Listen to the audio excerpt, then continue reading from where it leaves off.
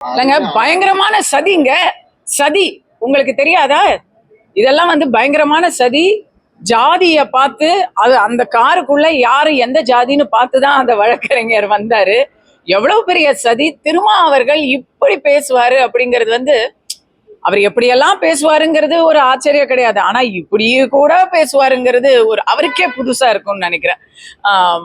விஜய் அவர்கள் சதின்னு சொன்னா அதுல ஏதோ ஒரு நம்ம ஏத்துக்கக்கூடிய ஒரு நியாயம் இருக்கு.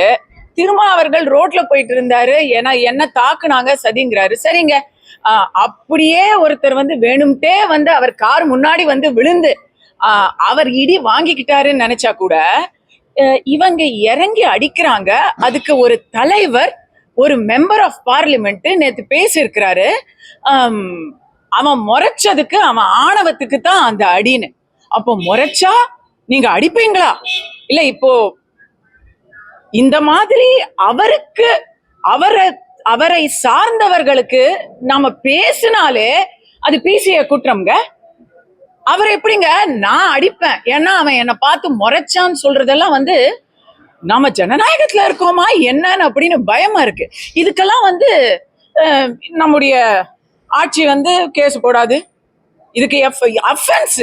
ஒருத்தங்களை பட்ட பகல்ல அத்தனை பேர் பார்த்துட்டு இருக்கிறாங்க, வீடியோ எடுத்துட்டு இருக்கிறாங்க. அங்க வச்சு நீங்க பாட்டுக்கு அடிக்கிறீங்க. அடிக்கிறது ஆணவமா? அடி வாங்கினவனுக்கு ஆணவமாங்க? செய்திகளை உடனுக்குடன் தெரிந்து கொள்ள கீழ்கண்ட கேபிள் மற்றும் டிடிஹெச் நெட்வொர்க்குகளில் எம்நாடு செய்தி தொலைக்காட்சியை காணுங்கள். பாதகம் செய்பவரை கண்டால் நாம் பயம் கொள்ளலாகாது பாப்பா. மோதி மிதித்து விடு பாப்பா, அவர் முகத்தில் உமிழ்ந்து விடு பாப்பா.